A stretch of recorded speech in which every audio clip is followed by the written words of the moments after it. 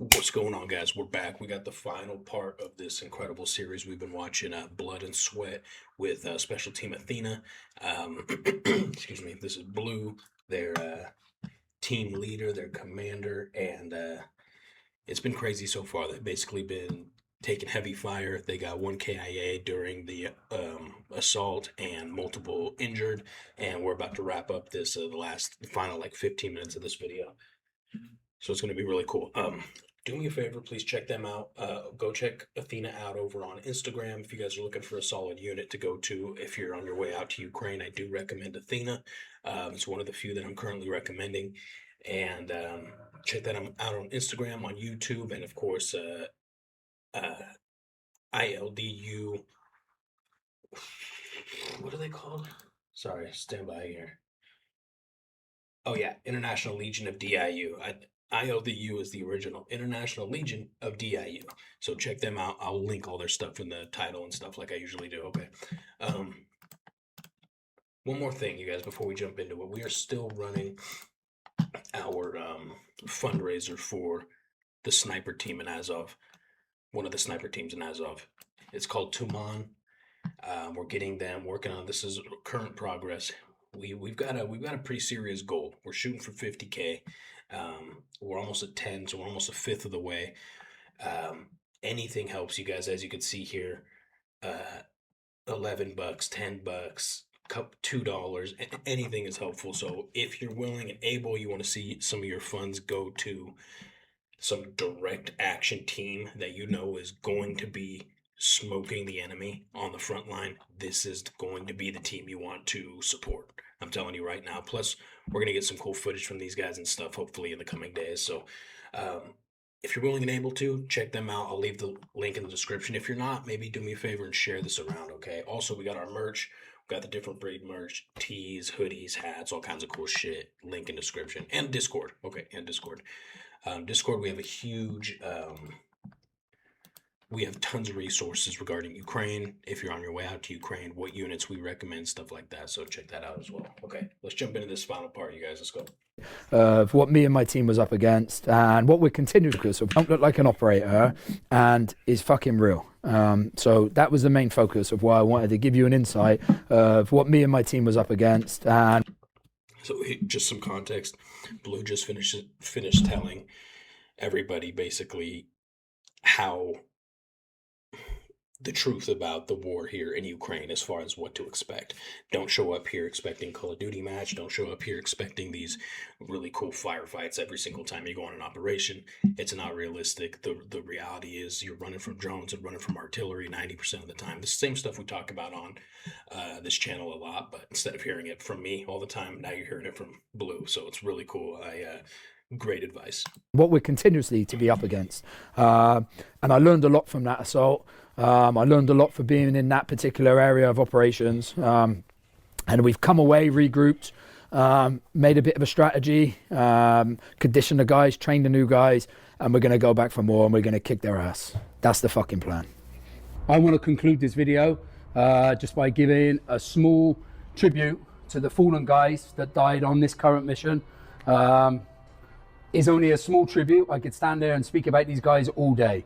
We're currently on operations at the moment. Most of the guys are on combat missions.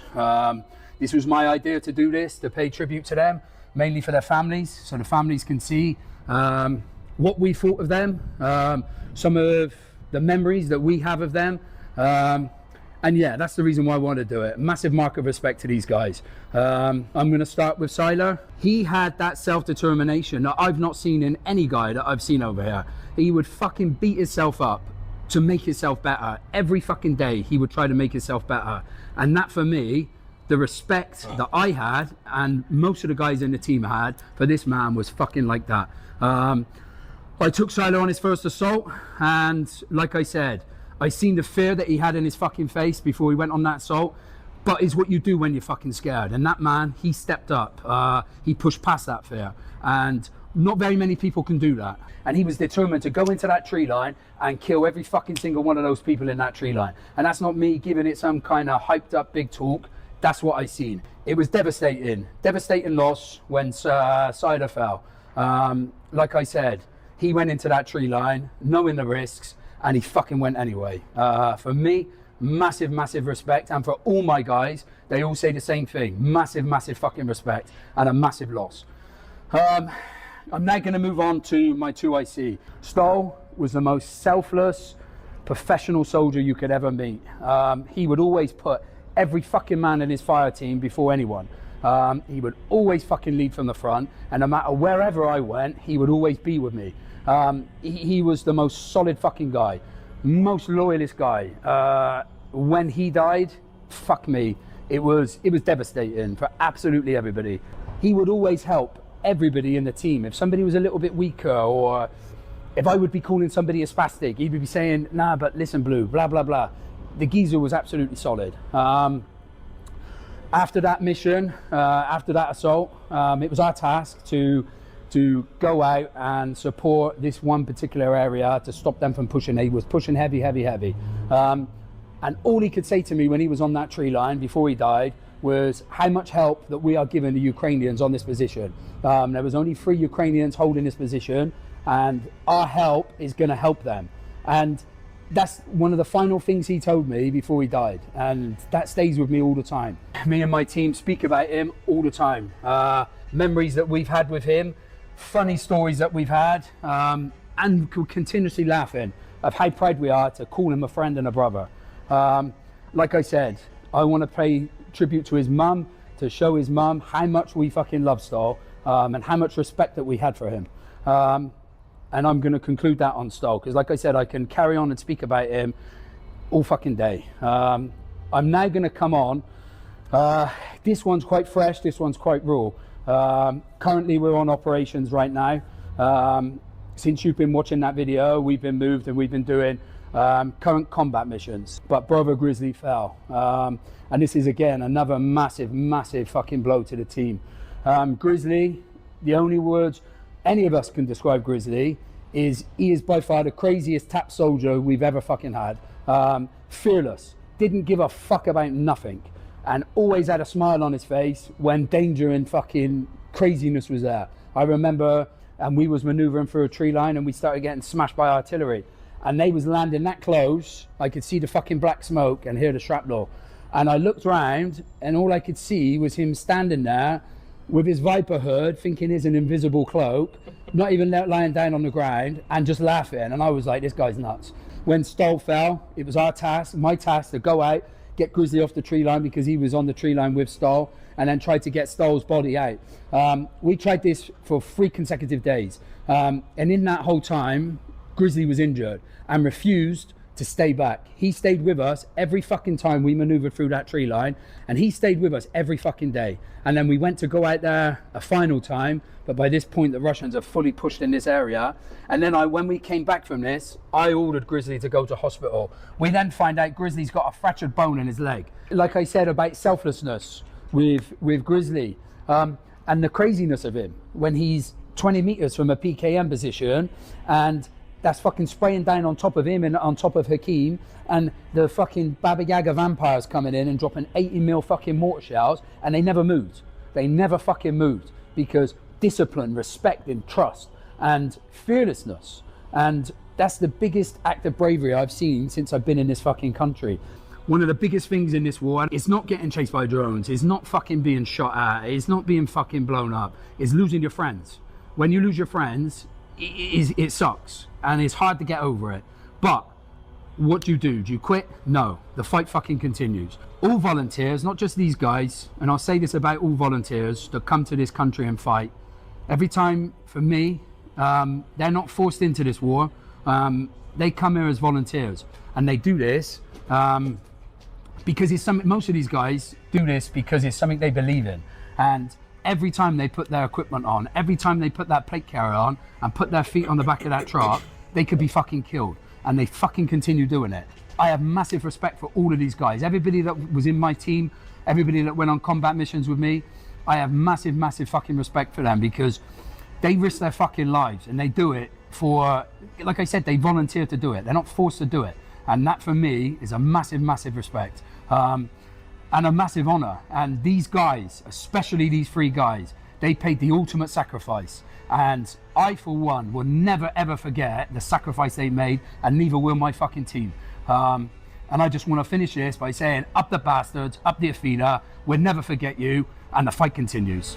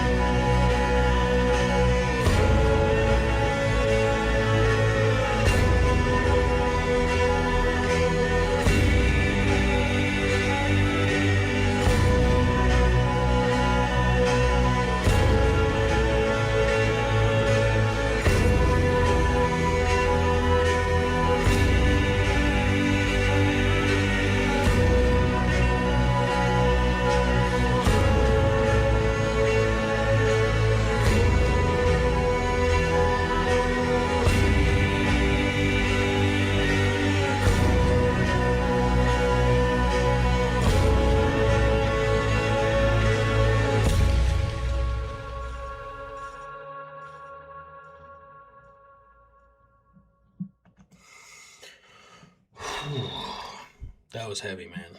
Jeez. I knew that this was going to be the final part of this video. That's kind of why I saved it for, besides the fact that it was obviously at the end of the video, but that's why I saved it for its own part, because these guys deserve as much respect as possible. We've lost friends in this country, and anybody who's been in this country for a while and been in a fighting unit has lost friends, or probably a lot of friends. So just one more shout out, you guys. One more shout out to the guys. I didn't know any of these guys personally, to be clear, but it's that doesn't mean anything. If